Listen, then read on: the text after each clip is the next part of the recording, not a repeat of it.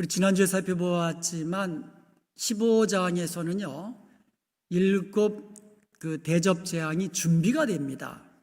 그리고 오늘 16장에 이르러서는 7 재앙이 본격적으로 그리고 실제적으로 이 땅에 임하는 것입니다. 우리 1절 한번 다시 보겠습니다.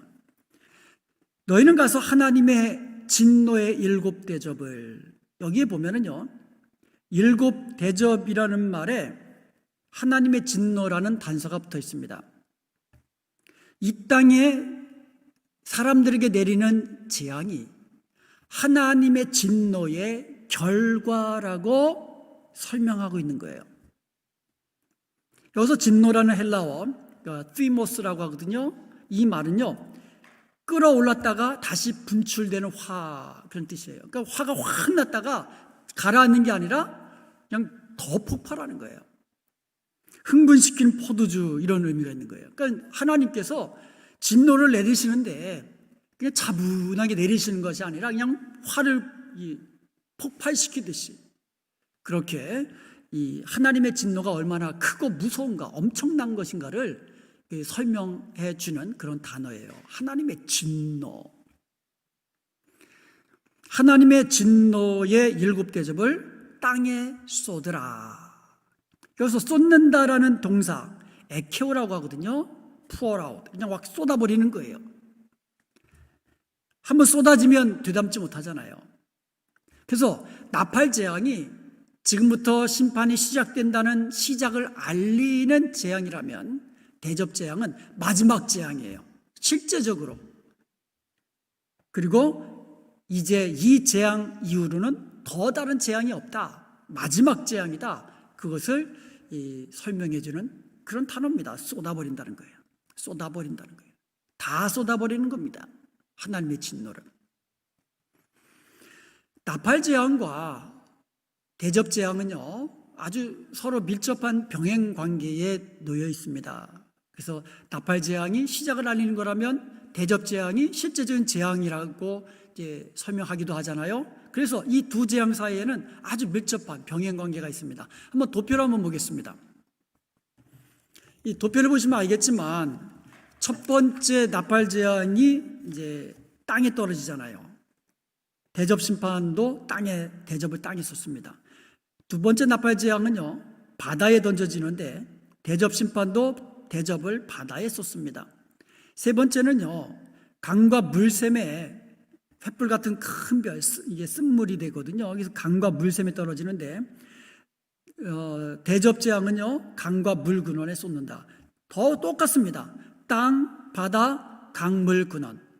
네 번째는요, 나팔 재앙은 해달별, 천지, 어떤 천체라고 하잖아요. 그런데 대접 심판에서는 대접을 해에 쏟는다 그랬거든요. 그러니까 대표적으로 해에 쏟는 거다. 그리고 다섯 번째는 황충이 무저갱에서 나온다 그랬어요. 무저갱. 이 붉은 용, 짐승이 갇혀 있는 그곳에서 나온다 그랬거든요. 근데 대접 심판은요, 짐승의 보좌에 쏟는 겁니다. 그리고 여섯 번째 나팔 심판은요, 큰 강 유브라데에서 결박한 4 천사가 나오는데 대접 재앙은 큰 강 유브라데에 쏟는 겁니다. 대접을. 그리고 7 번째는요, 하늘의 성전이 열리며 동시에 번개와 우레와 지진과 큰 우박이 있습니다. 7 번째 대접은요, 대접을 공중에 쏟으니까 번개와 음성들과 우레소리와 큰 지진이 있게 된다. 보세요. 아주 밀접하잖아요. 거의 같습니다. 조금씩 틀려지고요. 대접 심판에서요, 공통적인 것이 있습니다. 대접을 쏟는다라는 거예요. 그 대접을 쏟는데 쏟는 장소가 달라지는 거예요. 한번 이 장소를 우리가 쉬워요. 암기만 한다면 7 재앙 시리즈의 어떤 큰 윤곽, 7 대접 시리즈의 큰 윤곽을 우리가 알 수 있습니다. 첫 번째 어디에 썼습니까? 땅에 썼고요, 바다에 썼고요, 강과 물 근원에 썼고요, 해에 썼고요, 그 다음에 짐승의 보좌에 썼고요, 큰 강 유브라데에 썼고요, 마지막으로 공중에 쏟습니다. 첫 번째부터 4번째까지는요, 어떤 자연과 천체, 여기에 쏟는 겁니다. 보세요. 땅, 바다, 강물, 해. 해는 해달별이겠죠. 해. 한번 따라해 보십니다. 땅, 바다, 강물, 해. 이거는 자연적인, 어떻게 보면 이거는 자연재해 뭐 이런 것일 수도 있고요. 어떤 요즘 큰 이슈가 되는 게 환경 파괴 아닙니까? 뭐 이런 것들로 인해서 막 대자연이 막 오히려 사람들에게 그대로 받은 대로 돌려주는 어떤 그런 것으로 해석할 수 있지만 하여간 암기하긴 좋아요. 다시 한번 해볼까요? 땅, 바다, 강, 물, 해. 대접을 쏟는 거예요. 그리고 다섯 번째는요, 모든 배후에서 하나님을 대적하는 무리를 결집해가지고 하나님을 대적하는 짐승의 보좌에게 직격탄을 날리시는 거예요. 그리고 여섯 번째는요, 마지막 최후의 전쟁, 유브라테에 쏟는 거예요. 그리고 마지막 일곱 번째 대접은 어디에 쏟는다 그랬어요? 공중에 쏟는다. 여러분, 공중에다가 진노를 쏟는다고 생각해 보세요. 한노의 진노에 대접을 쏟는다고 하면 생각해 보세요. 피할 데도 없고 숨을 데도 없고 도망칠 데도 없고 마지막 하나님의 진노의 심판이라는 것을 우리가 알 수가 있는 거예요.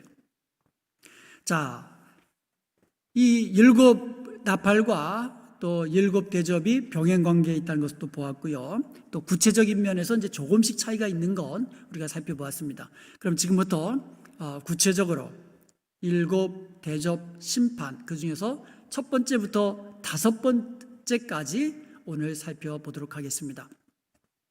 자, 첫째 천사가 첫 번째 대접을 어디다 쏜다 그랬어요? 땅에 쏟는다 그랬어요. 2절을 보겠습니다. 첫째 천사가 가서 그 대접을 땅에 쏟음에 짐승의 표를 받은 사람들과 그 우상에게 경배하는 자들에게 악하고 독한 종기가 나더라. 여러분, 출애굽 때에 애굽에게 하나님께서 10가지 재앙을 내리셨어요. 그 중에 여섯 번째 재앙이 독종입니다. 이 독종 재앙은요, 특징이 있는데요, 이스라엘 백성들에게는 내리지 않았다는 거예요. 오직 애굽 사람들에게만 임했다는 거예요. 이것과 아주 유사합니다. 첫 번째 대접을 땅에 쏟으니까 사람들에게 독한 종기가 나는 거예요. 이 독한 종기가 그런데 어떤 사람에게 나느냐? 어떤 사람에게 난다 그랬어요? 짐승의 표를 받은 사람들과 그 우상에게 경배한 사람들에게 독한 종기가 나더라. 이렇게 하나님께서 구분시켜 놓으셨어요. 하나님의 사람들과 그리고 짐승, 사탄을 경배하고 또 그 사탄을 경배하도록 하는 적그리스도, 그리고 그의 우상에게 절하는 자들, 이런 자들에게 독종이 임한다. 둘째 대접을 어디다 쏟았습니까? 둘째 천사가 바다에 쏟았다 그랬어요. 3절을 보겠습니다. 둘째 천사가 그 대접을 바다에 쏟음에 바다가 곧 죽은 자의 피같이 되니 바다 가운데 모든 생물이 죽더라. 이 재앙은요, 둘째 나팔 재앙과 아주 흡사합니다. 둘째 나팔 재앙은요, 바다 가운데 3분의 1이 당하는 거예요. 그래서 어떻게 보면 제한적입니다. 그런데 둘째 대접 재앙은 대접을 바다에 쏟으니까 바다 가운데 거하는 모든 생물이 죽게 됩니다. 그러니까 바다가 죽은 자의 피같이 변하면서 이게 제한적인 것이 아니라 바다에 있는 모든 생물이 다 죽는다 그랬어요. 그 광범위함이 있어서 차이가 있습니다. 그리고 셋째 대접을 어디다 쏟으셨습니까? 강과 물 근원에 쏟았다 그랬습니다. 4절을 보겠습니다. 셋째 천사가 그 대접을 강과 물 근원에 쏟음에 피가 되더라.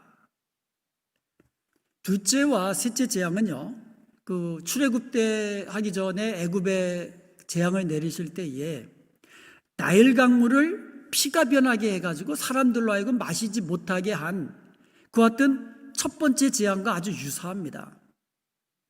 여러분, 물은요, 인간의 생존과 직결됩니다. 물이 없으면은요, 살아갈 수가 없어요. 그렇기 때문에 이 재앙, 물을 마시지 못하게 하는 이 재앙은 인간들에게 아주 치명적인 재앙이 되는 거예요.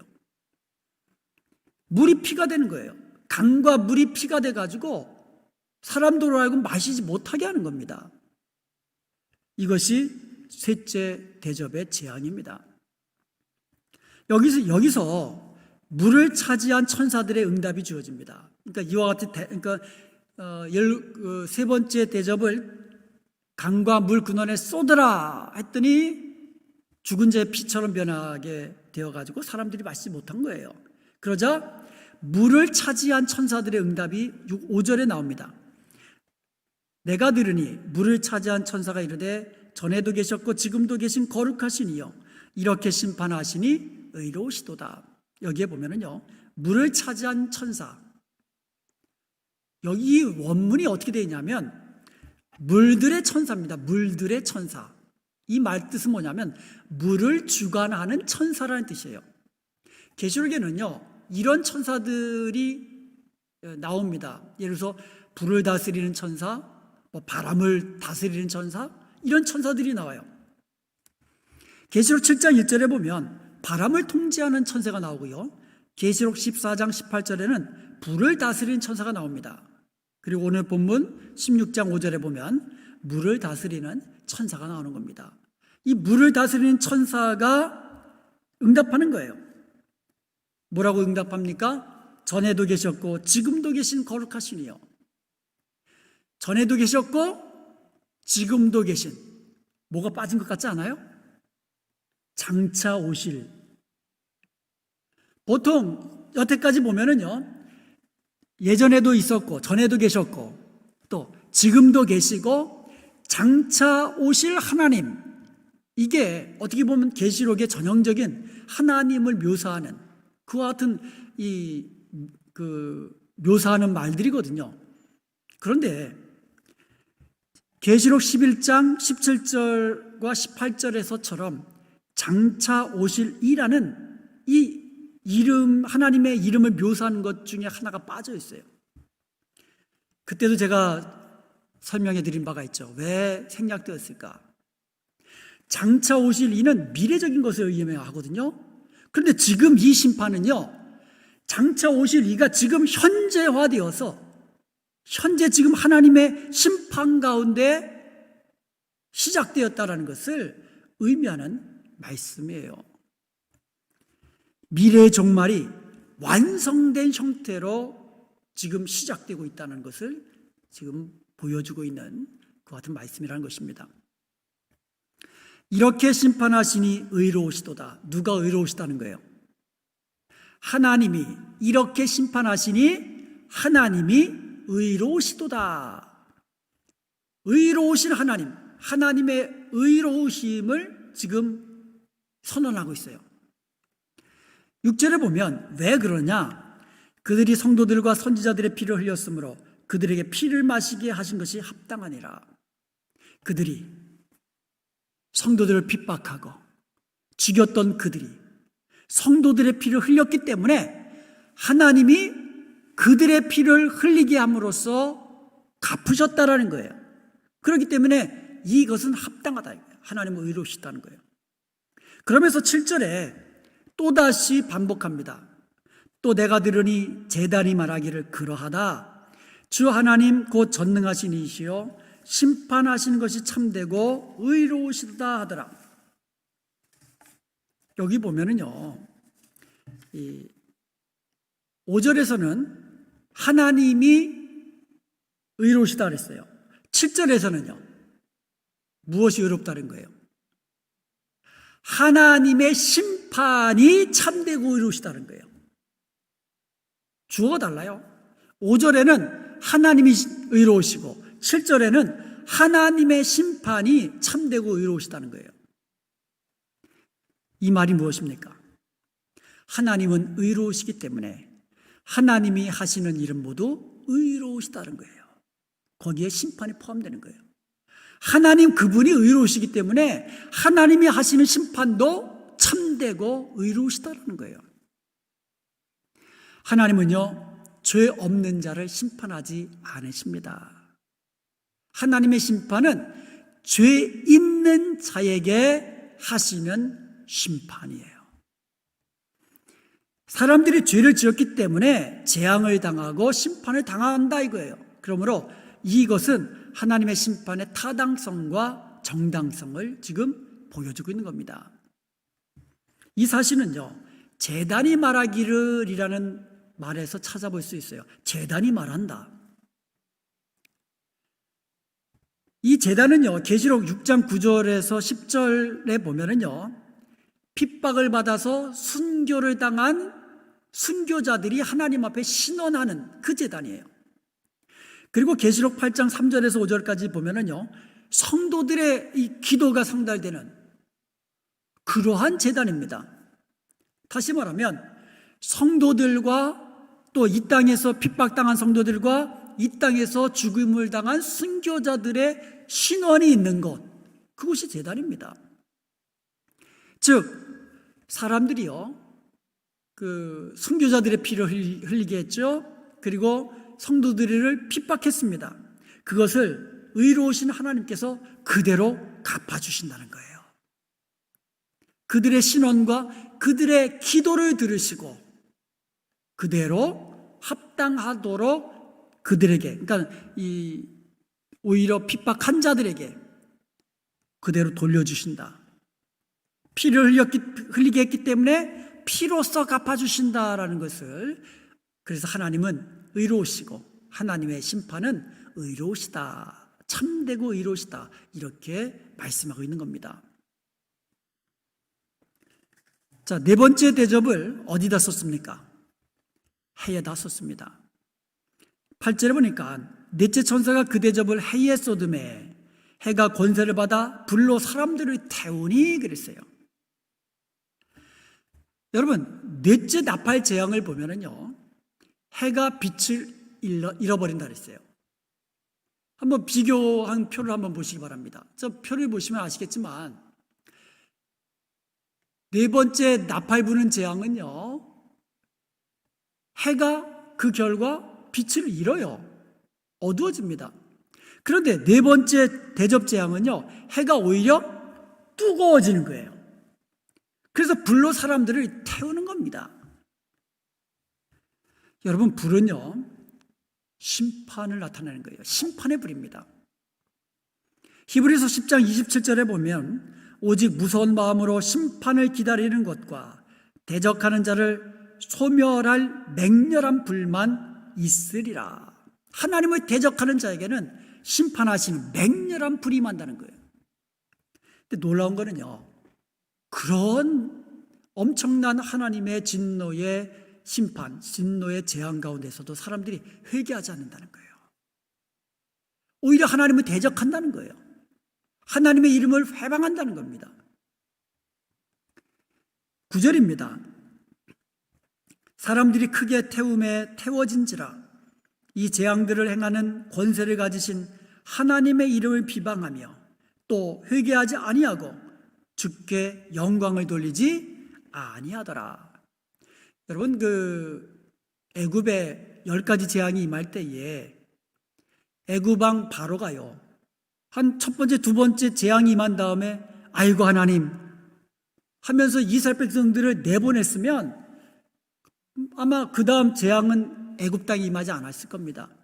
그런데 어떻게 했습니까? 바로 왕이 마음이 강팍해져서 하나님을 대적하고 하나님의 말씀을 거역하고 끝까지 버틴게다가 10가지 재앙에 결국 손들고 하나님의 말씀대로 이스라엘 백성들을 내보냈잖아요. 이와 비슷합니다. 이렇게 하나님의 엄청난 진노의 그 재앙이 이 땅에 또 바다에 그 다음에 땅과 물에 해에 임하는 것을 보면서도 사람들은 어떻게 한다고요? 회개하지도 않고 오히려 마음이 강팍해져서 하나님의 이름을 회방하고 하나님을 대적하고 비방하고 그 결과 영원한 심판, 마지막 심판, 하나님의 심판대 앞에서 영원한 형벌을 받게 되는 줄로 믿습니다. 다섯 번째 대접을 어디에 쏟습니까? 짐승의 보좌에 쏟는다 그랬어요. 여러분 다 외우셨잖아요. 자, 10절 말씀을 보겠습니다. 또 다섯째 천사가 그 대접을 짐승의 왕좌에 쏟으니 그 나라가 곧 어두워지며 사람들이 아파서 자기 혀를 깨물고 아픈 것과 종기로 말미암아 하늘의 하나님을 비방하고 그들의 행위를 회개하지 아니하더라.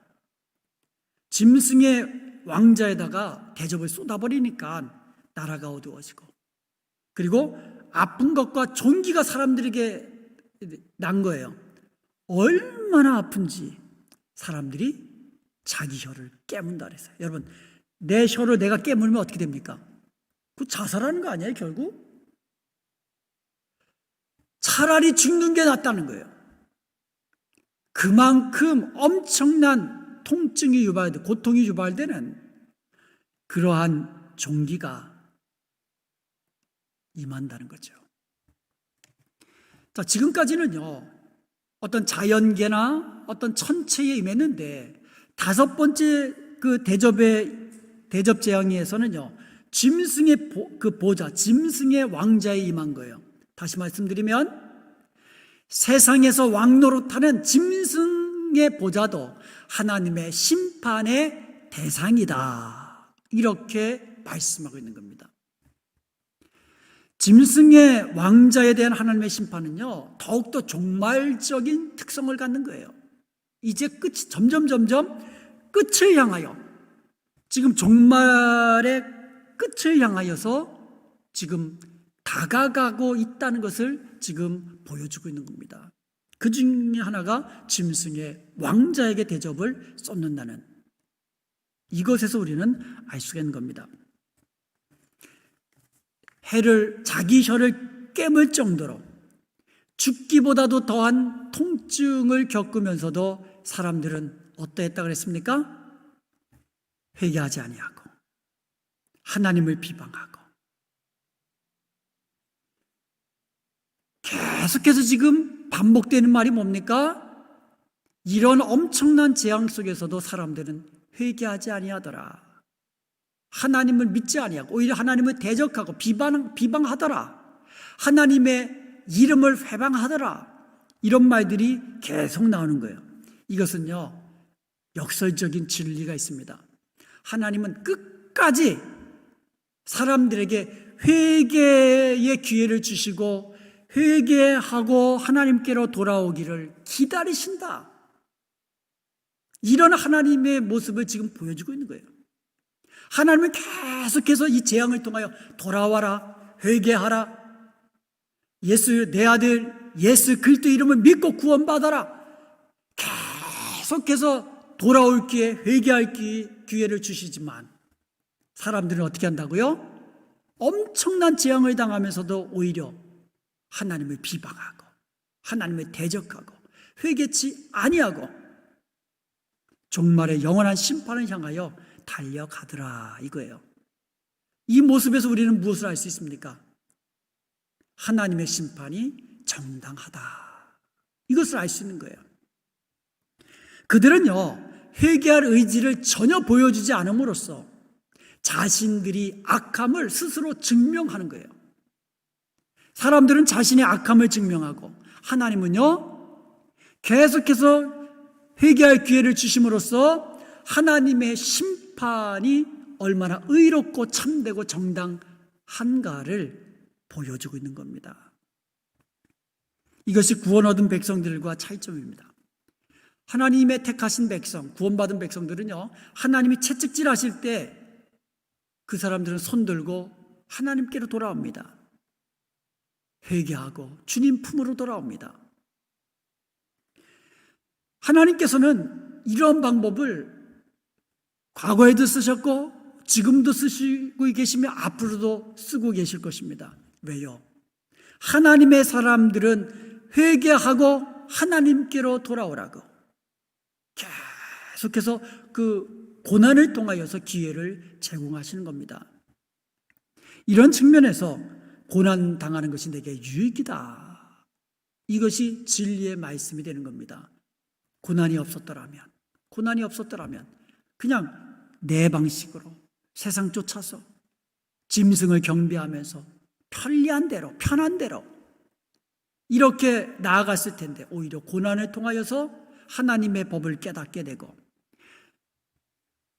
예수님 믿는 사람들 가운데요, 육신의 고난 때문에 예수님께로 돌아온 사람들이 상당히 많습니다.